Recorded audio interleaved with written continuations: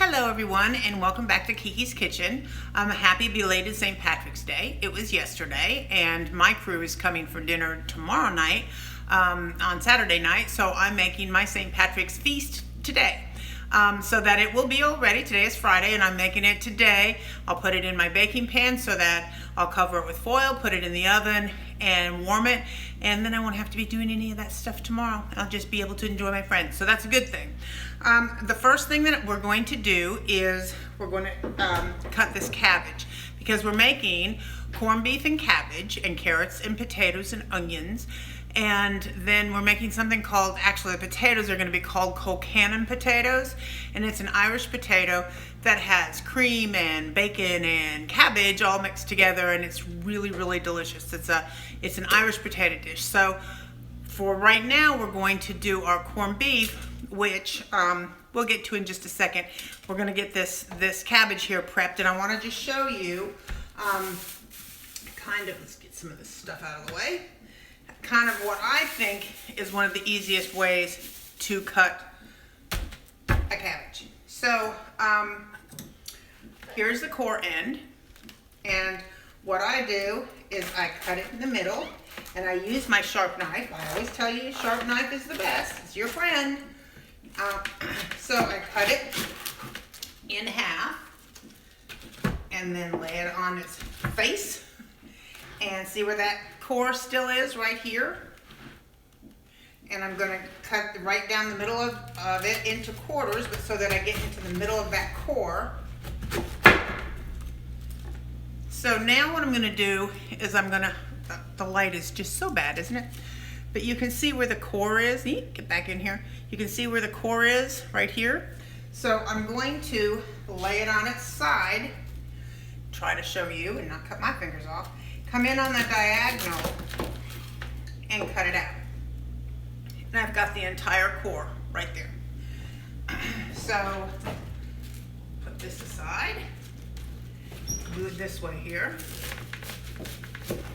And hopefully you can see that.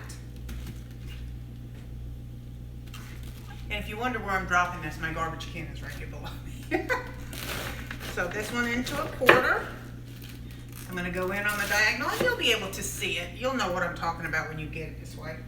But it's just the easiest way, even if you're making coleslaw or anything. It's just the easiest way to get the core out, in my opinion, because they're hard. So next thing I'm going to do is just rinse this off. Kind of get down here as best I can. And then I have this wonderful little thing that my sister turned me on to. I'll show you this.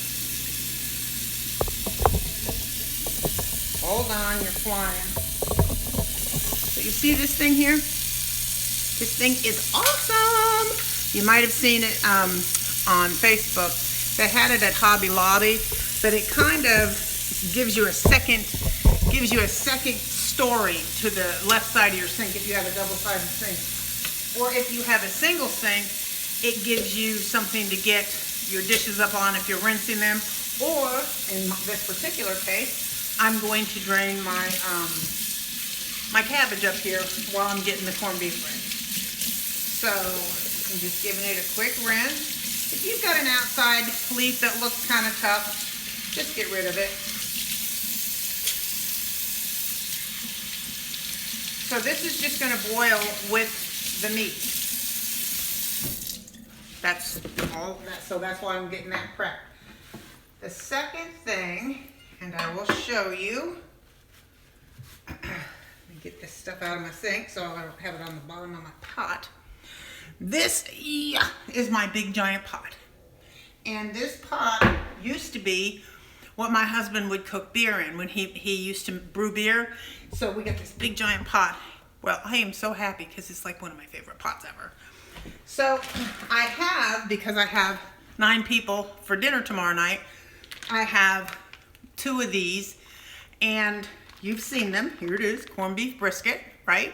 Comes in the vacuum seal pack, and it's got all of this juice in there. So what I want you to do is I want you to cut it open, and I want you to put the whole thing in here, including the juice. Now, it's not blood, it's brine. So don't be wiggy about you're putting that in there with blood. You're not. It's the brine that the corned beef is in. It will also have a little season packet that's going to be inside of the package. So fish that out, cut it open, and put the seasonings in. Now, I would show you that, with the exception that I already did it. So I'm going to show you just kind of what that looks like. And you can see the seasonings floating on top. That's from the little seasoning packet. So all we have done is cut it open and put it in here and covered it with water. So far, that's it. That's all we've done. The next thing I'm going to do is I'm going to take these, because cabbage takes a long time.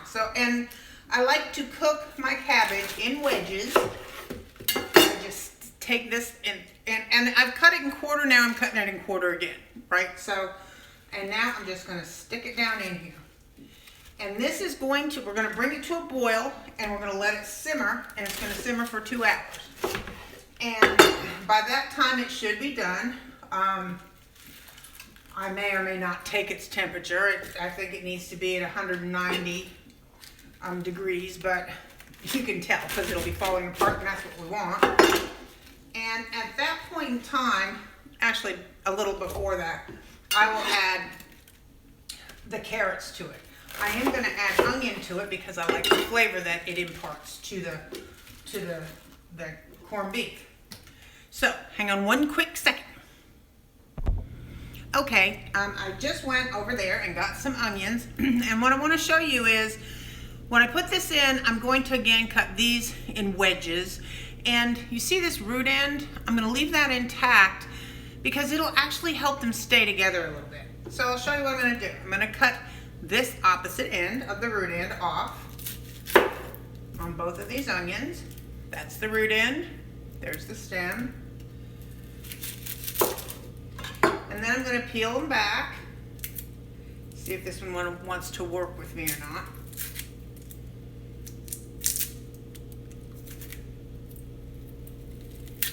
Times like this is when I'm really glad I have a garbage disposal. And I'm just peeling it back to the root.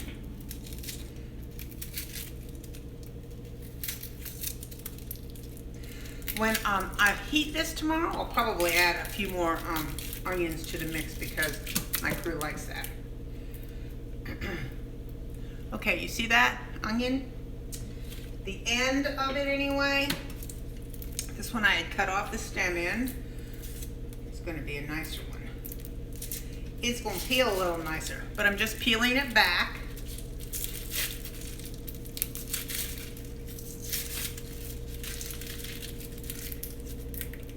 Come on, there we go.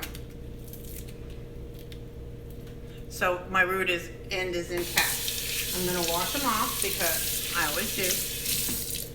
And then what I'm going to do, get that skin out of the way, is I'm going to, see this root end? I'm going to bring my knife down on top of the root end. I don't know if you can see what I'm doing, but so that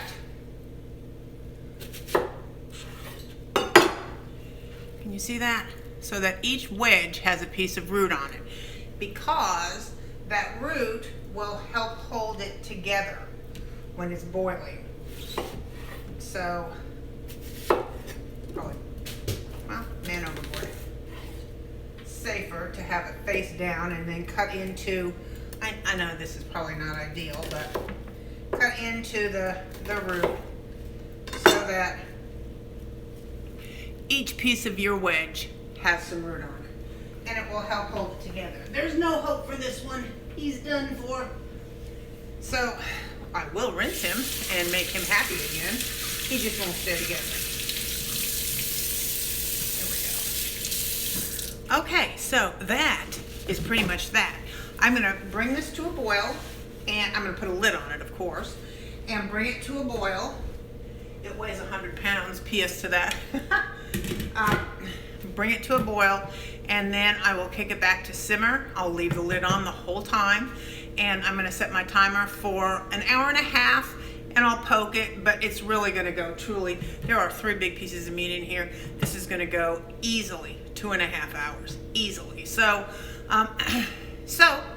I will show you my finished project. When it's done, I'll take it out and I'll have it.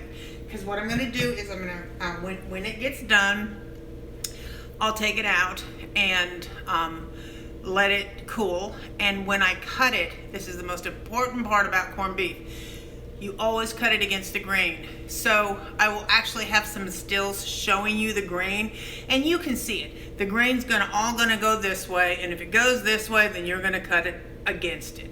And I will show you that in the still photos. Or I may just do a video, a second video showing you when it comes out. So, but I can't hold my camera up because I got other things to show you. So anyway, this is one of the easiest and tastiest meals that you'll make. I promise you that. I'm gonna make a little sauce to go with it, and it's kind of like a Thousand Islands dressing on steroids, I guess you would say. I'm gonna take mayonnaise and ketchup and some sweet pickle relish, and then I'm gonna grate some onion versus chopping it, but I'm gonna do it slowly because that onion juice is powerful. And that onion juice on a grate is so much, in this kind of a sauce, it gives it great, it makes it a great dipping sauce. I'll show you all that stuff later, but that's why I got to end this video. So I hope you try it, I really do. And don't wait for St. Patrick's Day. Honestly, right now, they're probably on sale. They freeze great too. So go out and get one. Talk to you later, bye.